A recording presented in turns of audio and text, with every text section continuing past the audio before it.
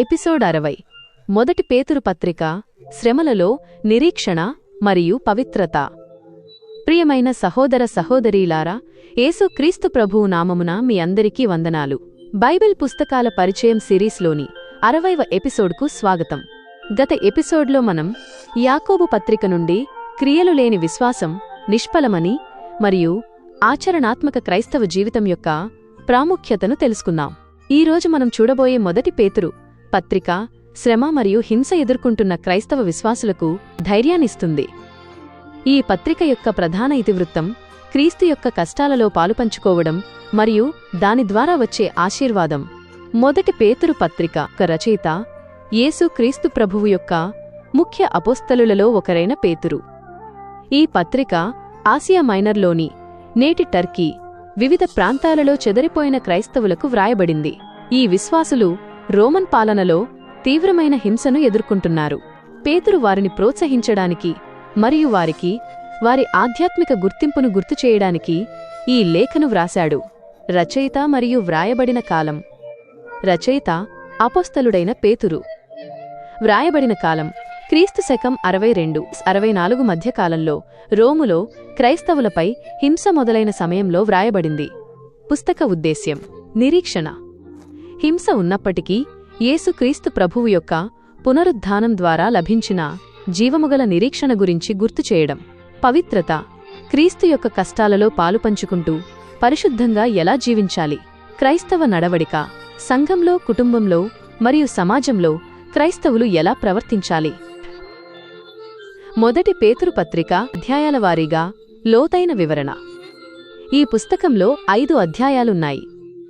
ఈ అధ్యాయాలు నిరీక్షణ నుండి ఆచరణాత్మక జీవితం వరకు వివరిస్తాయి. భాగం 1 జీవముగల నిరీక్షణ మరియు పవిత్రత. అధ్యాయం 1 పేతురు యేసు క్రీస్తు ప్రభు యొక్క పునరుత్థానం ద్వారా మనం పొందిన జీవముగల నిరీక్షణను గురించి చెబుతాడు. మనం రక్షించబడ్డాము కాబట్టి మనం అన్ని విషయాలలో పవిత్రంగా ఉండాలి. మీరు నన్ను పిలిచే దేవుడు పవిత్రుడు కాబట్టి మీరు కూడా పవిత్రంగా ఉండండి. విశ్వాసం అగ్ని పరీక్ష కంటే ఎక్కువ విలువైనదిగా ఉండి క్రీస్తు వచ్చినప్పుడు ఆయనకు మహిమ కలుగుతుందని వివరిస్తాడు. భాగం 2 ఆత్మీయ గృహం మరియు మంచి నడవడిక. అధ్యాయాలు 2-3. అధ్యాయం 2 పేతురు క్రైస్తవులను జీవముగల రాళ్లుగా పోల్చుతాడు.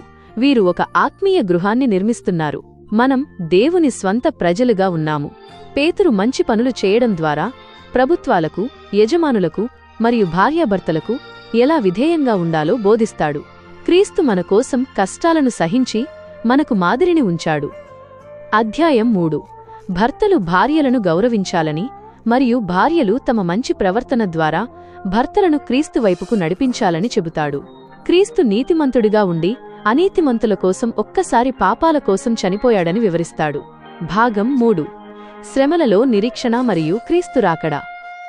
అధ్యాయాలు 4-5. అధ్యాయం 4 ఈ అధ్యాయం శ్రమ గురించి వివరిస్తుంది. మనం క్రీస్తు యొక్క కష్టాలలో పాలు పంచుకున్నప్పుడు సంతోషించాలి. క్రీస్తు నామమును బట్టి మీరు నిందలు పడితే మీరు దీవించబడతారు అని చెబుతాడు. మన చివరి సమయం దగ్గరగా ఉంది కాబట్టి మనం ప్రార్థన చేయాలని, ఒకరికొకరు సేవ చేయాలని చెబుతాడు. దేవుని గృహం నుండే తీర్పు మొదలవుతుందని హెచ్చరిస్తాడు. అధ్యాయం 5 పేతురు సంఘ పెద్దలను, ఎల్డర్స్, దేవుని మందను ప్రేమతో మేపాలని ప్రోత్సహిస్తాడు. విశ్వాసులను వినయంగా ఉండాలని మరియు వారి చింతలన్నీ దేవునిపై ఉంచమని చెబుతాడు. సాతాను సింహం వలె తిరుగుతున్నాడు కాబట్టి మనం స్థిరంగా ఉండాలి. దేవుడు మనల్ని స్థిరపరుస్తాడు మరియు బలపరుస్తాడు. మన జీవితానికి అన్వయం. హృదయాన్ని తాకే పాఠాలు. ప్రియమైన వారలారా, మొదటి పేతురు పత్రిక నుండి మనం నేర్చుకోవాల్సిన పాఠాలు చాలా ఉన్నాయి. 1 శ్రమలలో నిరీక్షణ. మన జీవితంలో కష్టాలు వచ్చినప్పుడు క్రీస్తు యొక్క నిరీక్షణ మనకు ధైర్యాన్ని ఇస్తుంది. 2 పవిత్ర జీవితం. మనం అన్ని విషయాలలో పవిత్రంగా జీవించాలి, ఎందుకంటే దేవుడు పవిత్రుడు. 3 క్రైస్తవ నడవడిక. మన మంచి క్రియలు క్రీస్తును తెలుసుకోవడానికి ఇతరులకు సహాయపడతాయి. 4 నాయకత్వం. సంఘ నాయకులు ప్రేమతో మరియు స్వచ్ఛందంగా సేవ చేయాలి. 5 వినయం. మనం వినయంగా ఉంటే దేవుడు మనల్ని సరైన సమయంలో ఘనపరుస్తాడు. 6 చింతలు. మన చింతలన్నీ దేవునిపై ఉంచాలి, ఎందుకంటే ఆయన మనల్ని జాగ్రత్తగా చూసుకుంటాడు. 7 ప్రార్థన మరియు సేవ. మనం ప్రార్థన చేయాలి మరియు మనకు ఉన్న వరాలతో ఒకరినొకరు సేవ చేయాలి. 8 సాతాను నుండి జాగ్రత్తగా ఉండాలి మరియు విశ్వాసంలో స్థిరంగా నిలబడాలి. 9 క్రీస్తు యొక్క కష్టాలు. మనం క్రీస్తు కోసం కష్టాలు అనుభవించినప్పుడు ఆయన మహిమలో కూడా పాలుపంచుకుంటాము. 10 దేవుని దయ. మనం దేవుని యొక్క అనంతమైన దయను పొందాము. ఈ రోజు మనం మొదటి పేతురు పత్రిక నుండి శ్రమలలో నిరీక్షణ మరియు పవిత్రంగా ఎలా జీవించాలో తెలుసుకున్నాం. తదుపరి ఎపిసోడ్లో మనం బైబిల్లోని 61వ పుస్తకం 2 పేతురుకు 2వ పత్రిక ద సెకండ్ ఎపిసిల్ ఆఫ్ పీటర్ గురించి తెలుసుకుందాం.